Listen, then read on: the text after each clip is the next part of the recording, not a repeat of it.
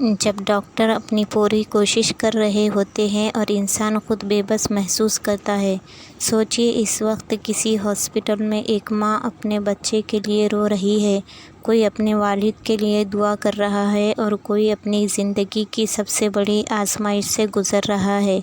ایسے مشکل لمحوں میں ایک ایسا عمل ہے جو دل کو اللہ کی طرف جوڑتا ہے۔ آج کی ویڈیو کو آخر تک ضرور دیکھیں۔ السلام علیکم۔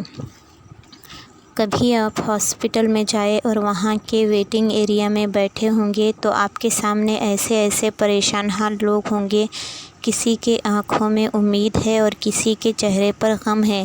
کوئی اپنے والد کے لیے پریشان ہے، کوئی اپنی ماں کے لیے پریشان ہے، تو کوئی اپنے چھوٹے بچے کے لیے دعا کر رہا ہے، تو کوئی خود اپنی بیماری کی تکلیف سے گزر رہا ہے۔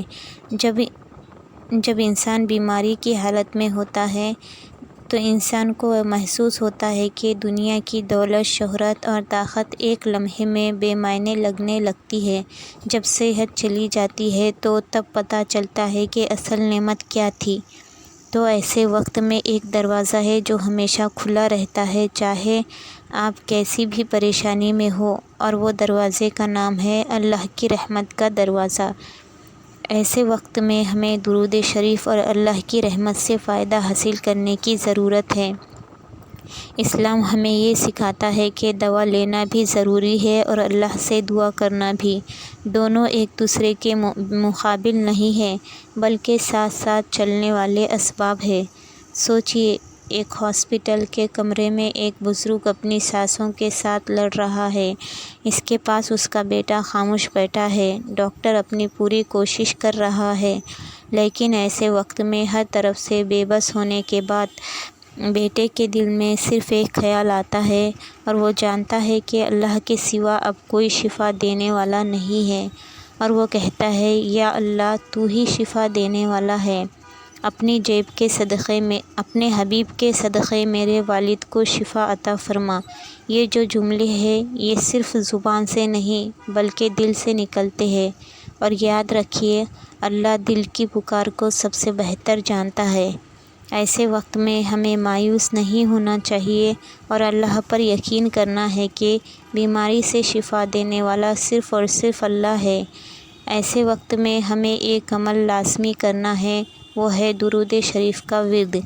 اسی لیے جب دل ٹوٹ رہا ہو، جب رپورٹس نارمل نہیں آ رہی ہو، تب بھی اللہ سے امید کا رشتہ مت توڑیے۔ ہاسپٹل میں اکثر دو قسم کے لوگ ملتے ہیں، ایک وہ جو صرف رپورٹس دیکھتا ہو اور دوسرا جو اللہ کی رحمت کو دیکھ رہا ہوتا ہے۔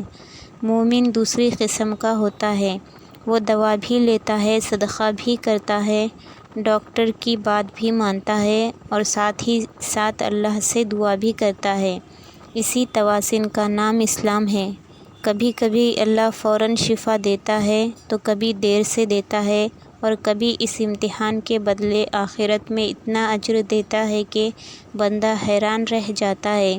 اس لیے ہر سچویشن میں اللہ کا فیصلہ حکمت سے بھرا ہوا ہوتا ہے۔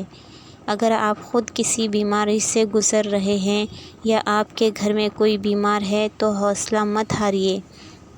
ڈاکٹر کا علاج کیجیے، دعا کیجیے اور کثرت سے درود پاک پڑھیے۔ اپنے گناہوں کی معافی مانگیے۔ ہر بیماری صرف تکلیف نہیں ہوتی، کبھی کبھی وہ اللہ کی طرف واپس لوٹنے کا ذریعہ ہوتی ہے۔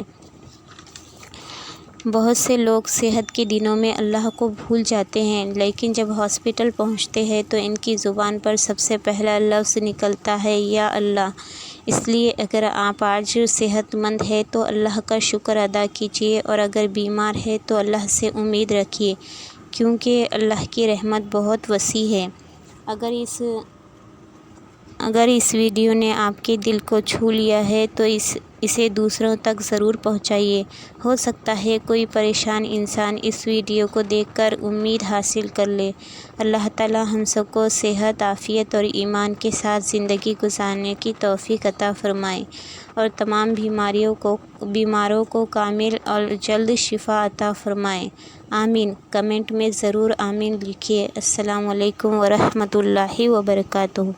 پلیز ہمارے چینل کو سبسکرائب کیجیے اور کمنٹ میں بتائیے ویڈیو آپ کو پسند آیا کیا. شکریہ.